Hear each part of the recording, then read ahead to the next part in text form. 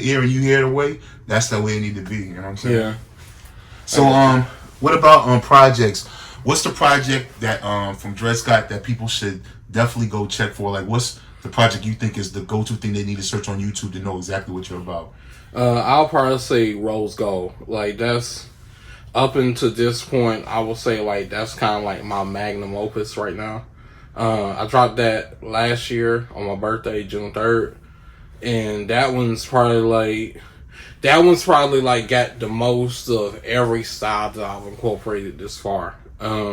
It's got some of that Project Pat flow in it, but then it's got like dreamy, hopeless, romantic in it too. You know what I'm saying? Like, and it totally tackles, you know what I'm saying, like what is like me being Gemini and whatnot, and the duality of both. Well, what's a Gemini? What's a Gemini like?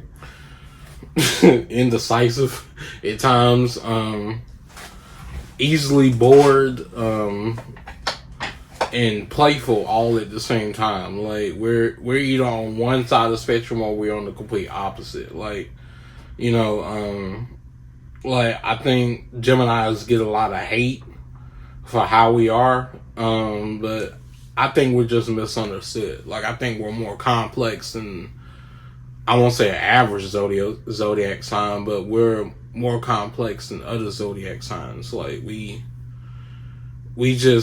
I don't know how to put it. Like we just can be both ways. We can do both. You know, complex to me that means misunderstood. You feel misunderstood at times. Yeah, most definitely. I completely can feel that, man. I got an album coming out February 1st. It's called Rhaposy and Nipsey Blue. It's darker than Rose Gold. It's probably my darkest album. It's nothing but just samples that I chopped. I'm hoping that the sample's clear for it to be released on streaming platforms, but if not, I'm putting it on SoundCloud. I just want to get it out there, but it's like nothing but samples and just me rapping over samples. Like I wanted to do something kind of along the lines of like a West Side Gun or kind of like a Currency type thing, but yeah, it's a journey. Like that's the best way I can put it. I don't want to reveal too much about the story of it, but like it's a journey. What's the title again? Rhaposy and Nipsey Blue. Rhaposy and Nipsey Blue. What's that mean? Is that like where'd you get that from? So it's like Rhapsody, like Rhapsody. I keep saying that wrong, but like okay. Like it's like a term talking about like I guess a highlighted moment. I have to Google it again, but a highlighted moment of something, like putting emphasis on something. And then Nipsey Blue, like, you know what I'm saying, Nipsey Hussle, you know what I'm saying, like I really like what Nipsey Hussle did, you know, as far as motivating, and he was a smart young dude, you know what I'm saying, and 100. I mean, and I come from that side of things, you know what I'm saying. My uncle was like a rolling 20s Crip and whatnot, and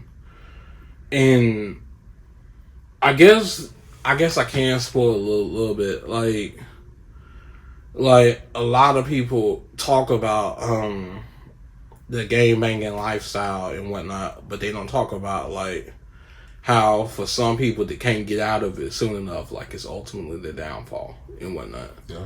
So like, you know what I'm saying, I kind of wanted to put that on a record, and I kind of talk about it in the sense like it's dark. Like I talk about it in the sense of like, you know, they may kill me for this one. Like it may not be too many people happy with how I put that out there. Why do you say that? Because of the way you talking about the gang culture? Is that what you talking about, gang? Well, the gang culture, in, you know what I'm saying, just because, you know, like, I'm trying to work my words right, but I feel like it's like a really selfish lifestyle from time to time. Like, you know what I'm saying? Like somebody kills your homie, and then you go and kill theirs and whatnot. And then not only did your homie's mother lose a child, but your mother is losing a child on top of that, because you going to jail for that. And then the homie you killed is losing a child too. You see what I'm saying? Like, nobody wins in it, for real. A death affects a lot of people. And this is speaking from somebody that comes from it, and on top of that, like, somebody that understands, like, a stream knowledge of it and whatnot. Like, I understand where gangbanging started, where it comes from, and all of that. So let me ask you this, and you tell me if you don't want to answer this question. Mm-hmm. Let me word this correctly. Well, let me just ask the question: Is Gunna snitching? Is Gunna snitching? I don't know. like I haven't really got into it just because, like, I don't know. Like, I haven't really followed the Young Thug case. Like, I think my ex had me following the Megan Thee Stallion Tory Lanez case more than that one. But I don't know. I think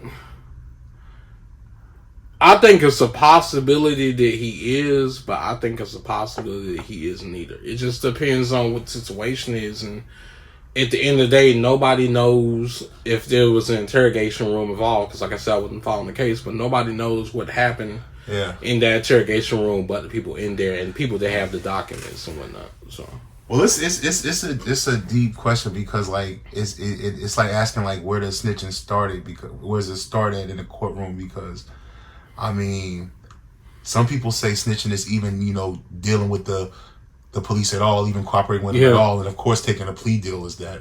Yeah. But there's different kind of plea deals. People, different reasons people take plea deals. It's a deep situation, man. Yeah. I mean, I think the thing that people either they don't understand or they refuse to understand, you could take a plea deal without selling your people out, if that makes sense. Yeah. But I don't think that side is told as much. I think you got this whole generation that ain't grew up in that, and ain't never been in no courtroom, ain't never been on the wrong side of the law. Like, they're not gonna understand that.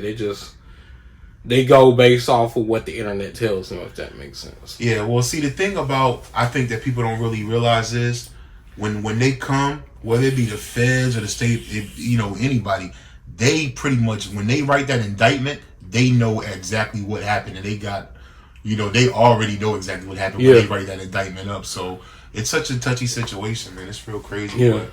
But, I wish all of the best to all of them, because, they make incredible music. Thug and Gunna, they some of the, the best. And I know they got a great relationship and a great team. And, I'm pretty sure it's one of those situations where they looking back now probably like, damn, why didn't we just stop doing what we was doing and focus on what the fuck we was supposed to be focused on? You know what I'm saying? Because they was two of the top in the rap game, and not only that, the younger guys under them that was coming up, they was all coming out with dope records, and hopefully, it works out on the best. I think it will, because, so on some levels, I'm talking about as far as Gunna, I think it will, because I know he's gonna make hot records. So it just comes down to how he's embraced, Yeah. But hey, if 6ix9ine can be embraced, you know what I'm saying, anything is possible. But was 6ix9ine embraced though?